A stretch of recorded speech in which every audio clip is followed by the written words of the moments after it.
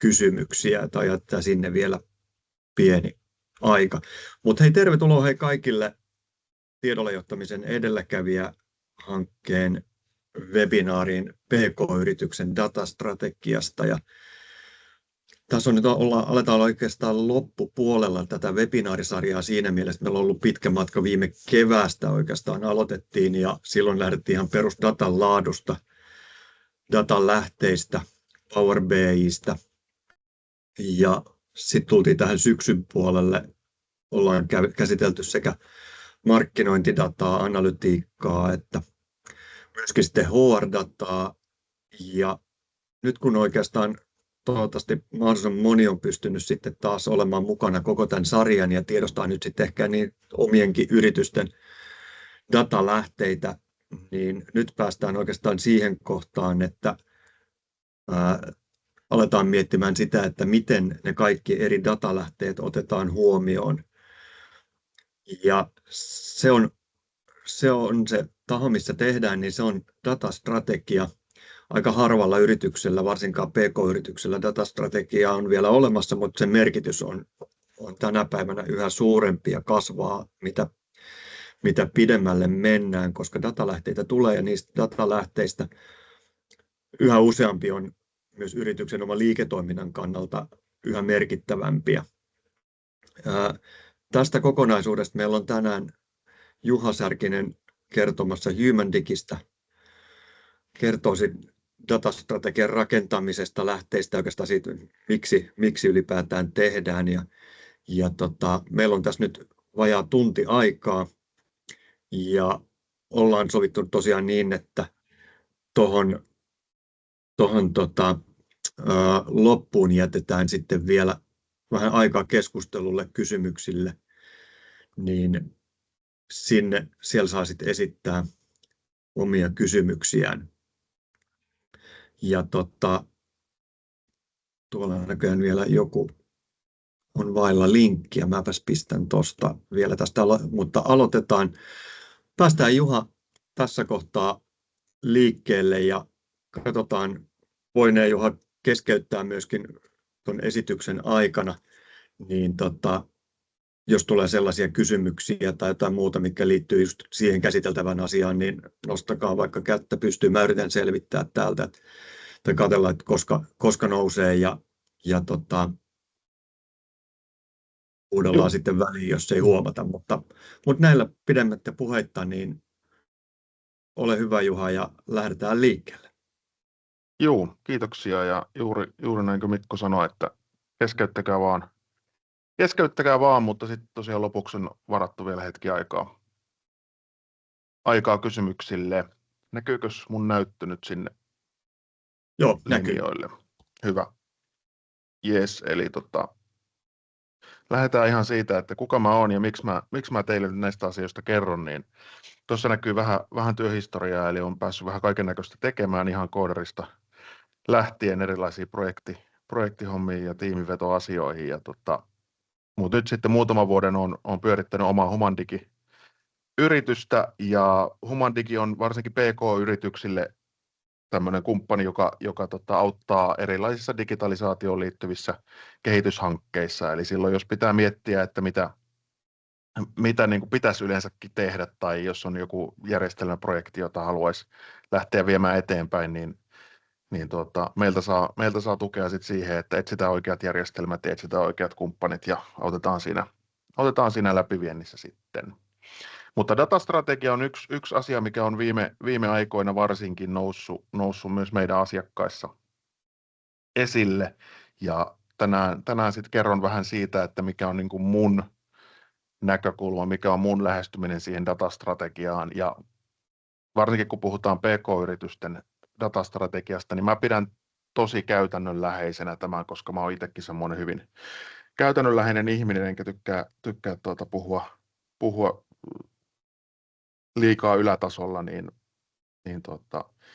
toivottavasti tästä on sitten myöskin teille semmoista ihan käytännön vinkkejä tulee tämän esityksen kautta. Mutta lähdetään ihan liikkeelle siitä, että missä kohtaa tämä datastrategia on siinä niin kuin strategioiden eri tasolla. Eli Eli kyllä niin kuin kaikki lähtee kuitenkin aina siitä liiketoimintastrategiasta. Ja totta kai liiketoimintastrategian taustalla on sitten missio ja visio siitä, että mikä tämä meidän yritys on, mitä tämä haluaa tehdä ja mikä se on se tähtäin siellä. Ja oikeastaan niin kuin ilman tuota liiketoimintastrategiaa, niin eipä oikeastaan datastrategiallakaan tee mitään. Et ei sillä ole silloin oikeaa suuntaa. Mutta mä en tänään käsittele niinkään paljon tuota liiketoimintastrategiaa, vaan mä oletan, että jokaisella yrityksellä on jonkunnäköinen liiketoimintastrategia olemassa, jonka päälle sitten lähdetään tätä datastrategiaa rakentamaan. Ja muita tietysti, niin kuin tuossa tiedätte varmasti, niin strategiasanan voi melkein yhdistää mihin vaan toiseen sanaan, mutta datasta kun puhutaan, niin kyllä silloin niin keskitytään siihen sähköiseen tietoon ja siihen, että miten sillä datalla voidaan tukea liiketoimintastrategiassa määriteltyjä tavoitteita. Ja tuossa on nyt muutama kysymys, mihin siinä datastrategiassa esimerkiksi voidaan vastata. Eli että mitä dataa missä ja miten sitä jaetaan ja miten riskeihin varaudutaan ja niin edespäin. Mutta mennään noihin vähän tarkemmin sitten kohta. Mutta mä haluan tähän alkuun kertoa teille pikkusen tarinan tämmöisillä mun itse piirtämillä tikkuukko-kuvilla. Älkää välittäkö niistä, ehkä se tarinan arvo tulee enemmänkin siitä ajatuksesta kuin visuaalisesta ulosannista, mutta mä piirsin tuohon tuommoisen linnan. Ja toi linna kuvaa nyt sitä teidän ja minun tietysti omaa liiketoimintaa, eli se on se päivittäinen arki, missä me pyöritään.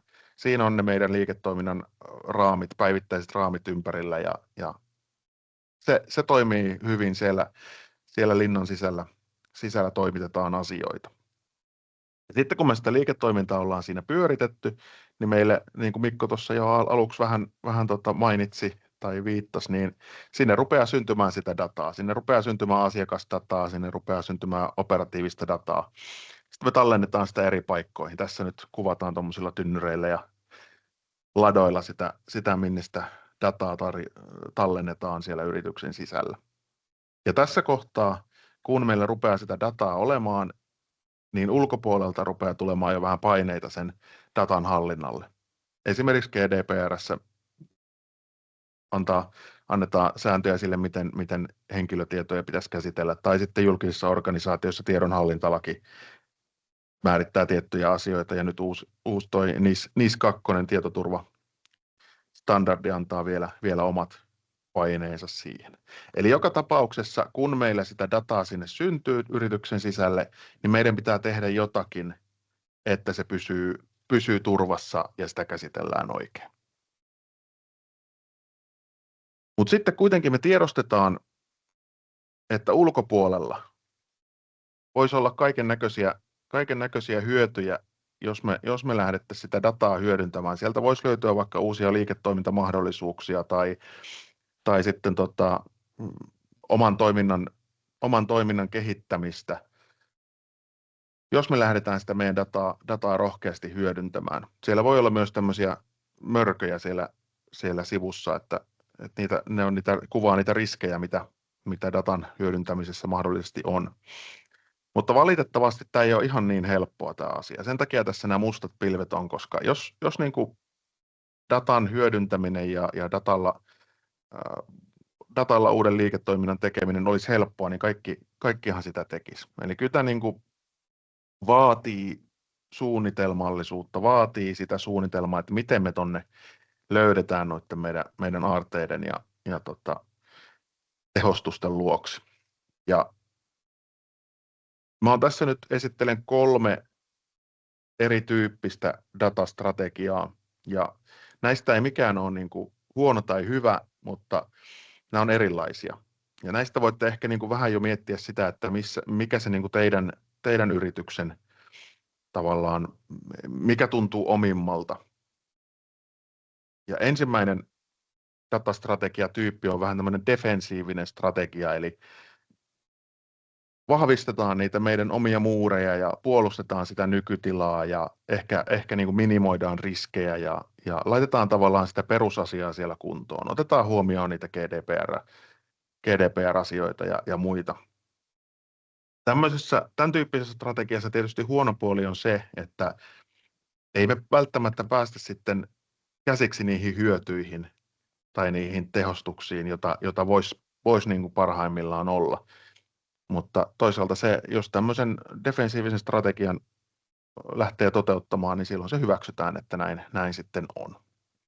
Mutta tietysti tämän niin kuin tyyppisen strategian hyödyt on taas ne, että saadaan ne perusasiat kuntoon. Pystytään kontrolloimaan sitä meidän resurssimäärää paremmin ja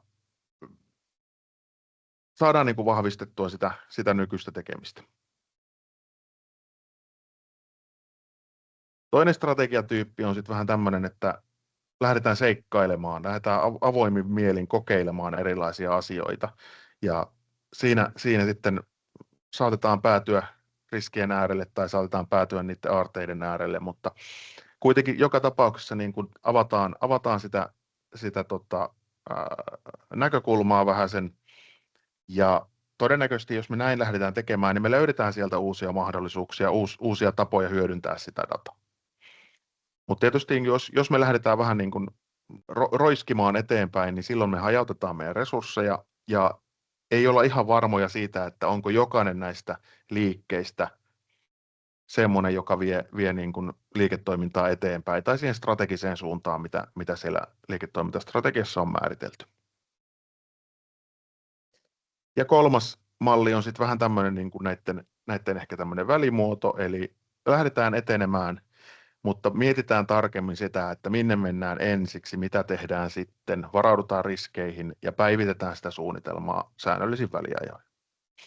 Tässä on tietysti niin kuin huonoja puolia se, että se vaatii työtä tehdä tämmöistä suunnitelmaa.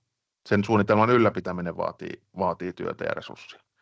Ja myöskin, että se eteneminen voi välillä olla vähän hitaampaa silloin, jos vertaa siihen, että lähdetään vaan eteenpäin seikkailemaan. Mutta hyötynä tietysti se, että pystytään niin kuin kohdentamaan ne resurssit sitten juuri niihin liiketoiminnan kannalta tärkeisiin tavoitteisiin yksi kerrallaan. Ja tässä oikeastaan niin kuin vähän semmoista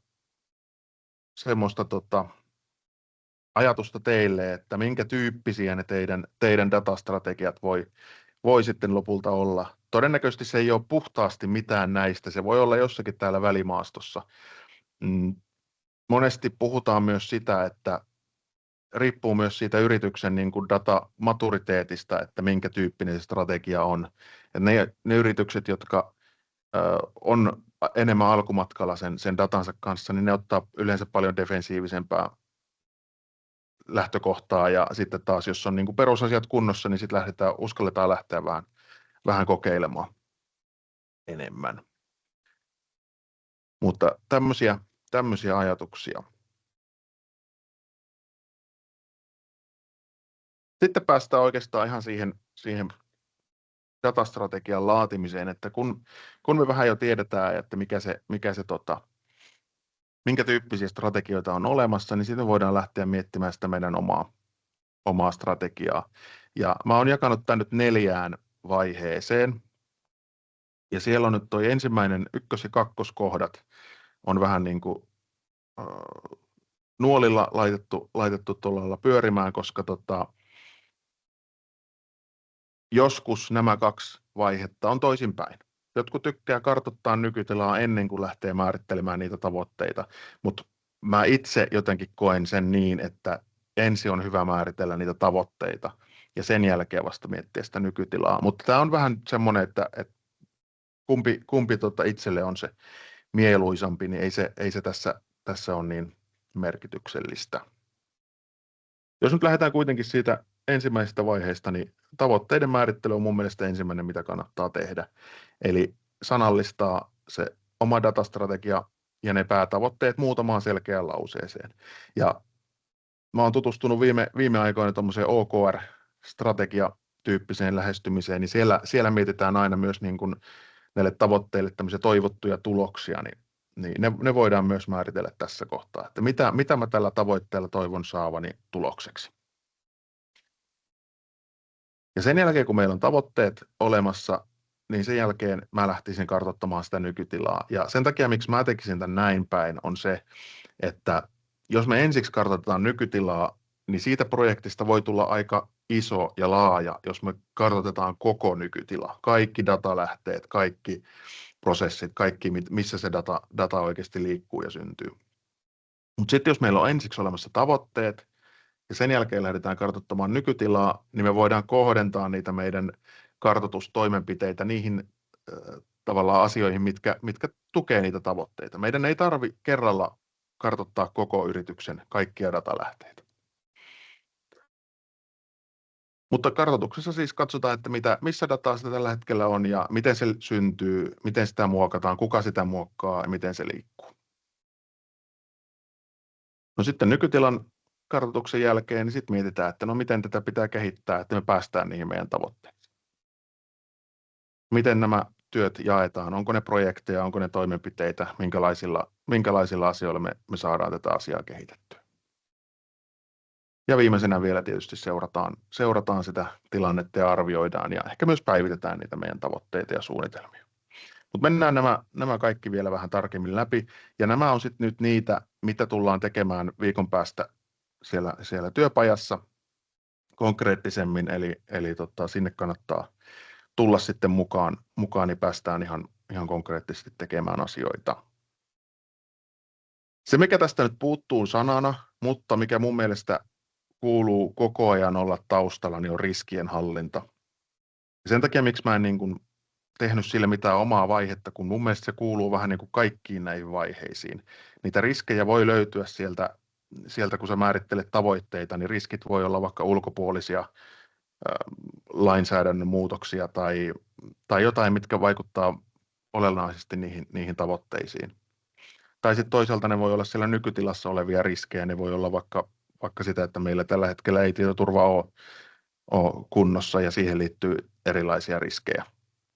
Tai sitten jos mennään tuonne toteutusvaiheeseen, niin projekteissa on aina riskienhallinta omana osuutenaan, eli kyllä niihin toimenpiteisiin ja projekteihinkin liittyy sitten riskejä.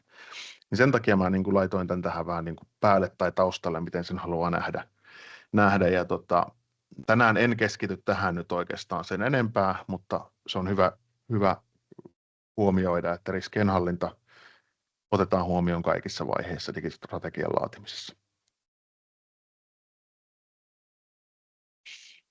Hyvä. No tärkeät käsitteet, mitä tullaan pyörittelemään tässä seuraavilla kalvoilla, niin on tämmöiset, eli tavoitteet. Tavoitteet on pidemmän tähtäimen maaleja ja mielellään semmoisia, jotka on helposti viestittäviä ja innostavia. Ja nämä on nyt sitten niitä, millä saadaan se henkilöstö mukaan tähän asiaan ja saadaan heidät innostumaan yhteisen hyvän eteen. Ja nämä tavoitteet, mä sanoisin, että yleensä kannattaa pitää niin kuin laadullisena tavoitteena, eli ei välttämättä niin kuin vielä mitattavana, vaan enemmänkin semmoisena, että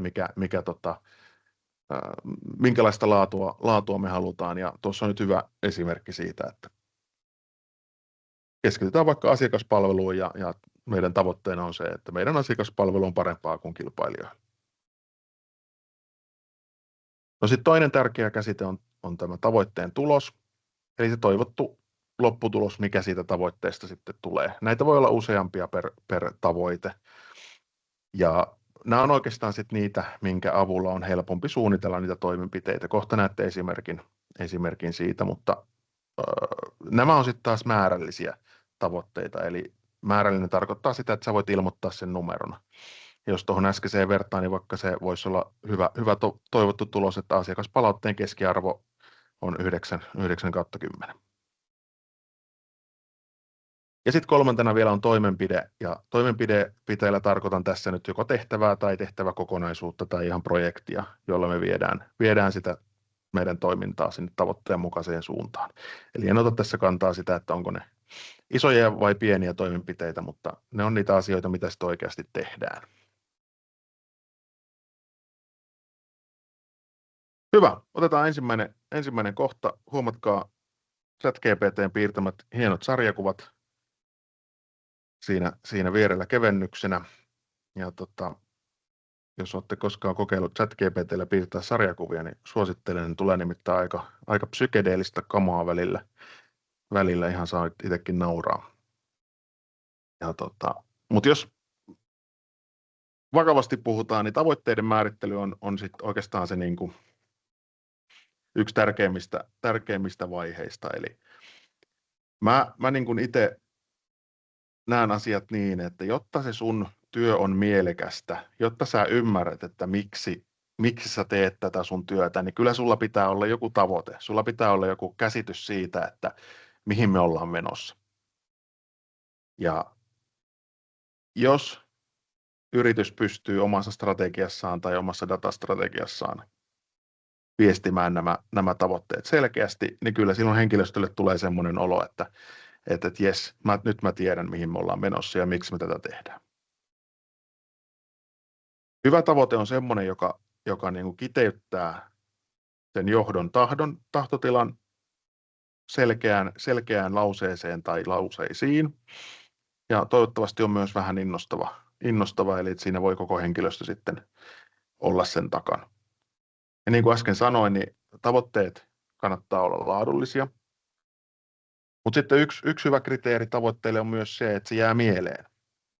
Eli jos niin kuin henkilö pystyy sen toistamaan ulkomuistista, vaikka kotona kun puoliso kysyy, että no mikä se teidän tavoite on, niin pystyy sen siitä ulkomuistista toistamaan, niin silloin se on yleensä hyvä tavoite.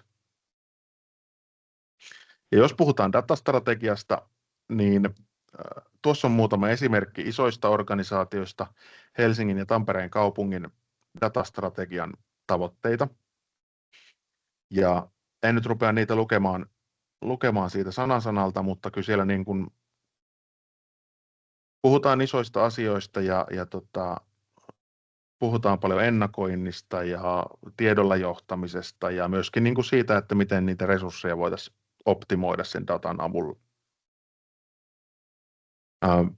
Valitettavasti en saanut mitään PK-yritysten datastrategia-esimerkkejä tähän nyt, koska niitä harvoin missään julkisesti jaellaan, mutta tähän keksin sitten vähän niin kuin semmoisia, kun tuodaan sitä tuolta isommista organisaatioista vähän pienempään skaalaan, niin mitä ne tavoitteet sitten vois PK-yrityksissä olla. Niin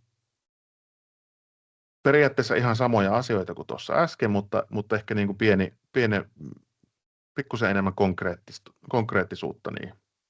Asiakaspalvelun parantamista, myynnin tehostamista, tietoturva- ja tietosuoja parantamista tai tiedolla johtamista tai sitten ihan etsitään niitä uusia liiketoimintamahdollisuuksia. Jos näistä nyt otetaan esimerkkinä sitten vaikka tuo myynnin tehostaminen datan avulla, niin se on niin kuin laadullinen se tavoite, että me halutaan tehokkaampaa myyntiä. Ja sille voisi esimerkiksi asettaa sitten tämän tyyppisiä toivottuja tuloksia, että seuraavan kvartaalin aikana saadaan 200 uutta asiakasta. Pyöräytetään 5 markkinointikampanjaa ja saadaan konversiota kasvatettua 1%–5%. Nämä on kaikki määrällisiä tuloksia taas sitten niin kuin hyvä olisikin.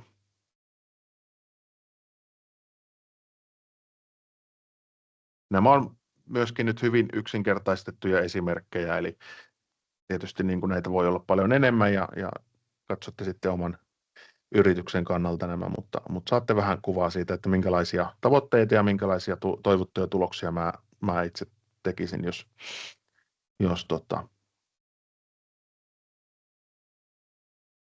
datastrategiaa eteenpäin vietäisiin. Hyvä, mennään seuraavaan bullettiin eli nykytilan kartoituksiin. Ja niin kuin äsken sanoin, niin jos meillä on etukäteen määritelty ne tavoitteet, niin myös tässä nykytilan kartoituksessa me voidaan keskittyä ensiksi niihin datalähteisiin ja prosesseihin, jotka auttaa just niissä tavoitteissa. Mä oon törmännyt muutaman kerran myös semmoiseen tilanteeseen, että se nykytilan kartoitus vie tosi kauan aikaa ja tuntuu vähän semmoiselta niin kuin ikuisuusprojektilta, eikä päästä oikein eteenpäin. Niin jos sä näin päin teet tämän asian, että ensin mietit tavoitteet ja sitten menet sen nykytilan kartoitukseen, niin sitten sulla pysyy se fokus myös niissä asioissa, että mitkä pitää kartoittaa ensiksi.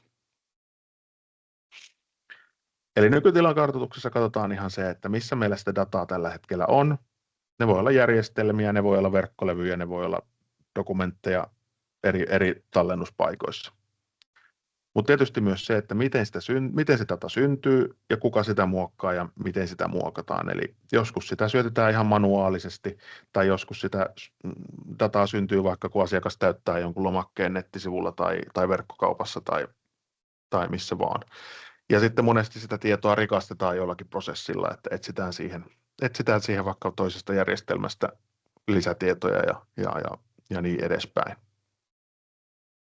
Ja sitten tietysti myös se, että miten se data liikkuu eri järjestelmissä ja mitkä on ne paikat, mistä sitä niin kuin ihmiset hakee ja missä sitä hyödynnetään. Eli onko ne siirtoprosessit manuaalisia vai onko niissä joku automaattinen integraatio tai automaattinen siirto, niin nämä on hyvä merkitä tässä kohtaa ylös.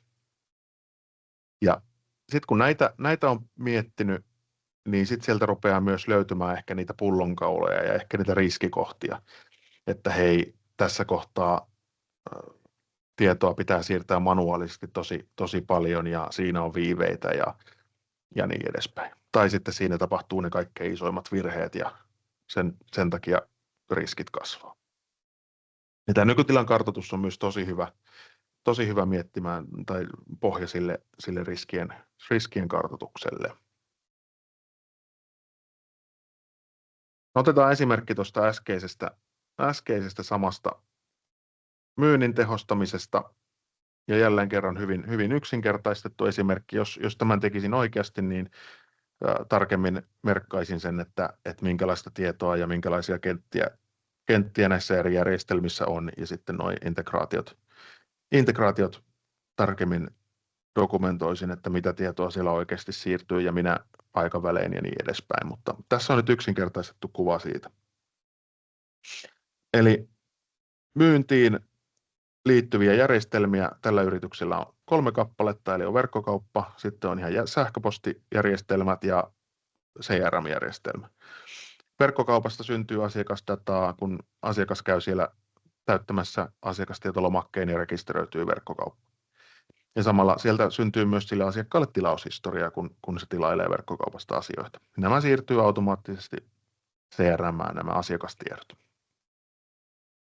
Sitten myös sähköpostilla saadaan asiakastietoja, kun asiakas on meihin yhteydessä, vaikka reklamaatioita tekee tai sitten muuten asiakaspalveluasioissa, niin saadaan sieltä myös asiakastietoja CRM:ään. Tai kun meidän myynti on yhteydessä asiakkaisiin, niin siinä sähköpostissa siirtyy asiakastiedot sitten CRM. Ja CRM:ssä sitten löytyy tämä meidän ehkä niin kuin sanottu masteri sitten näille asiakastiedoille, mutta CRM:ään merkitään myös kaikki ne, kun tehdään erilaisia markkinointikampanjoita tai kun tapahtuu erilaisia myyntitapahtumia, lähetetään sähköposteja tai käydään tapaamassa asiakkaita tai soitetaan asiakkaille, niin ne merkitään sitten CRM. Ja tämä voisi olla hyvä niin kuin tämmöinen esimerkki nykytilan kuvauksesta silloin, kun halutaan myyntiä tehostaa.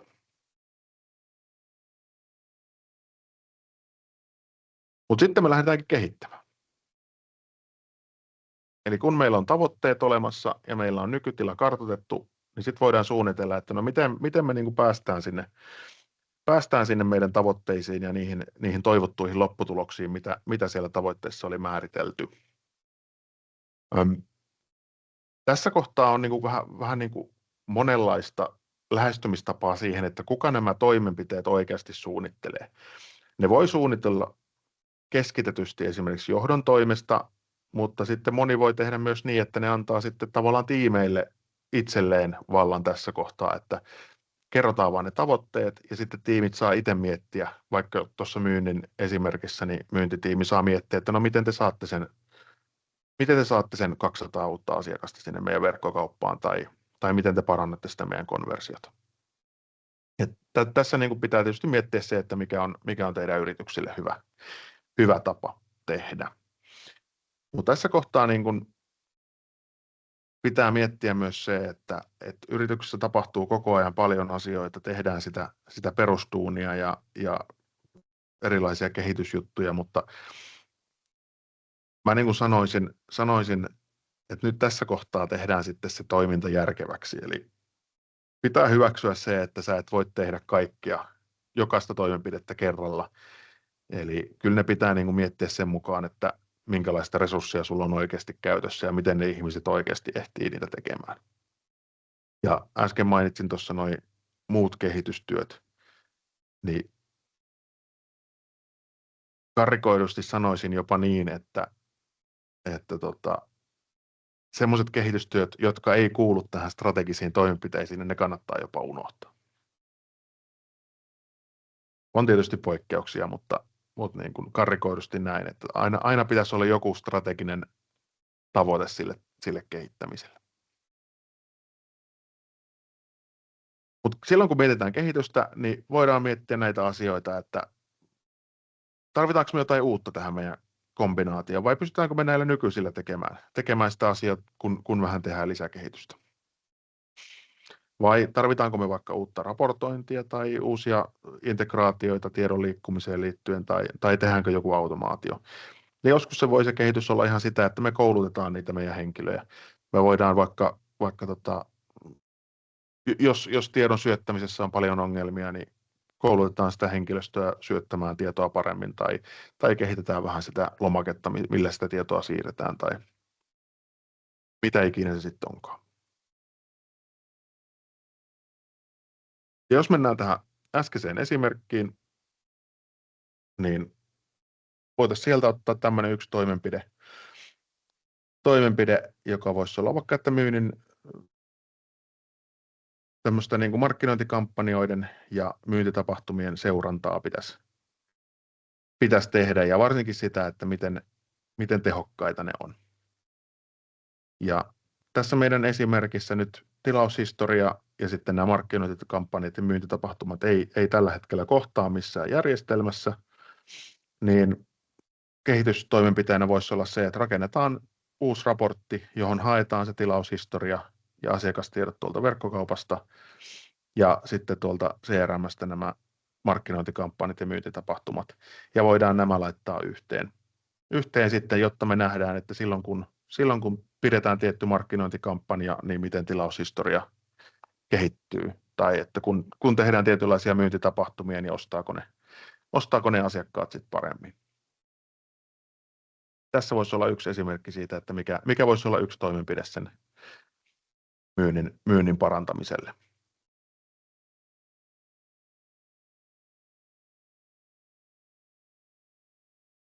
Ja kun me ollaan saatu tuo toimenpide mietittyä, niin sit voidaan niin kuin miettiä, että no miten tämä tehdään. Tässä kyseisessä tapauksessa voisi olla vaikka tämmöiset 3 vaihetta ja tämä olisi ehkä vähän tämmöinen niin sanotusti isompi projekti. Totta kai teillä voi olla niin kuin sisällä osaamista, joka pystyy tekemään tuommoisen raportin, mutta jos nyt oletetaan, että ei ole ja pitää etsiä ulkopuolelta tekijät, niin siinä voi olla sitten tarjouskilpailua ja muuta siinä välissä, mutta tärkeää on miettiä, että miten se oikeasti se asia tapahtuu, eli projektoida se tekeminen. Ja näitä toimenpiteitähän tietysti on niin kuin useita. Se ei ole tuo yksi toimenpide, millä päästään tähän tavoitteeseen, vaan niitä on sitten useita. Ja tässä kohtaa, niin kuin sanoin, niin se järki pitää olla kädessä siinä, että kuinka paljon ehditään tekemään. Jos me asetetaan vaan tavoitteet ja sanotaan henkilöstölle, että saa suorittaa, niin siinä tulee ehkä vähän semmoinen olo sitten, että no ei nämä etene oikein mihinkään, kun me ei ehditä näitä edistää. Jos me asetetaan ne järkevästi peräkkäin tai vierekkäin, jos meillä on sitä oikeasti sitä resurssia laittaa siihen, tai jos me pystytään nostamaan sitä ulkoa, niin se voisi näyttää vaikka tältä se aikataulutus sitten.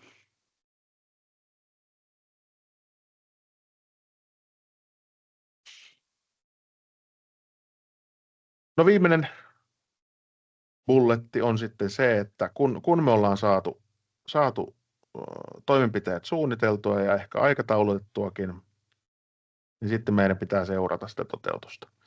Ja kun johto seuraa tiiviisti niitä strategisten toimenpiteiden toteutumista, niin se antaa tietysti sille tekemisellekin ihan eri motivaatiota, että parhaimmillaan on kuullut, että strategisten tavoitteiden läpikäynti on 2 viikon välein yrityksellä, niin se antaa sille niin ihan erilaisen ajatuksen, että nyt pitää oikeasti edistää näitä asioita koko ajan, ja ne pysyy koko ajan muistissa.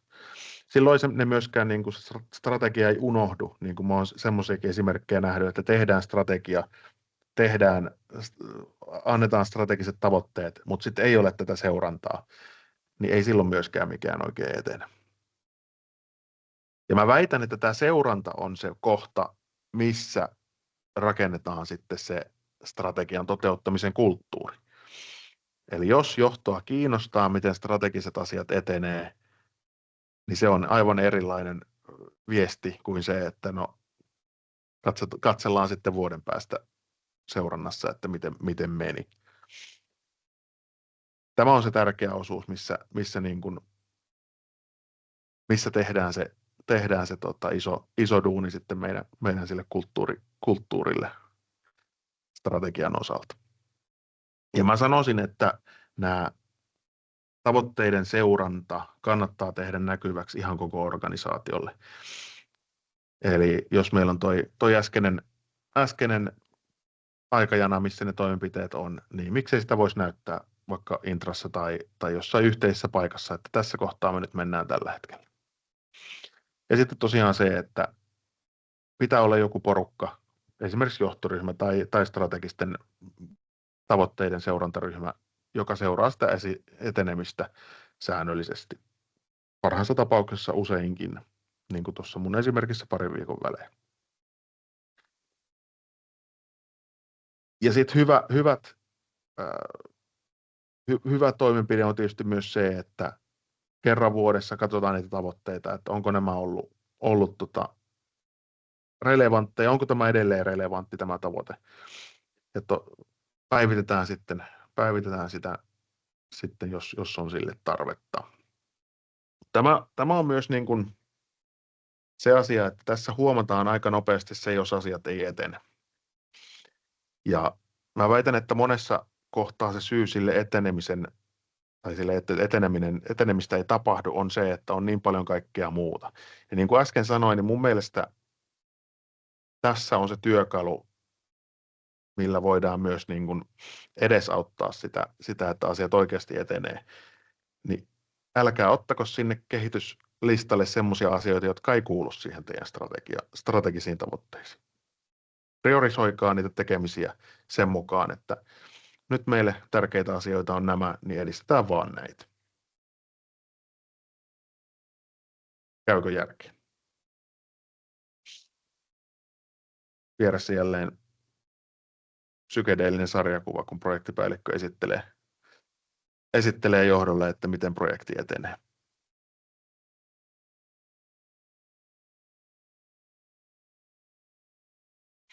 No jos otetaan taas tuo meidän äskeinen esimerkki, niin siellä voi olla seurannat sitten vaikka noita tähdellä merkittyjä kohtia, ja siellä on vastuutettu toimenpiteet eri ihmisille, ja tuommoinen liikennevalotyyppinen seuranta on yleensä aika hyvä ja selkeä, jotta pystytään kohdentamaan niitä johdon tukitoimenpiteitä sitten oikeisiin paikkoihin.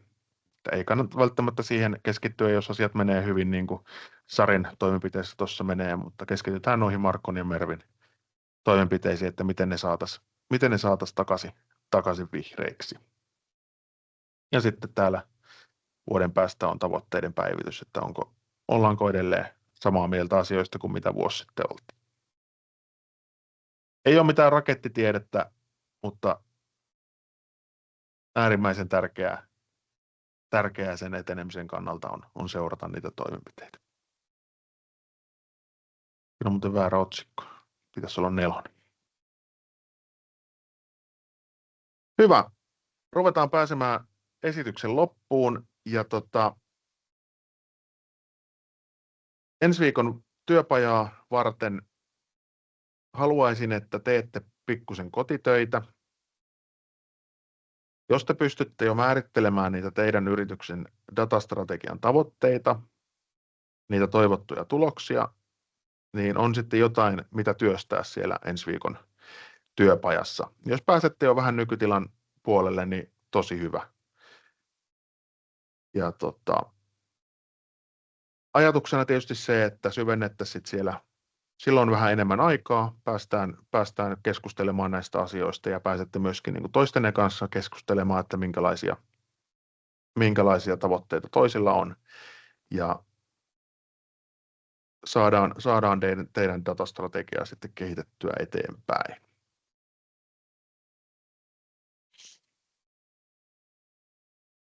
Siinä oli mun ajatukset tässä kohtaa.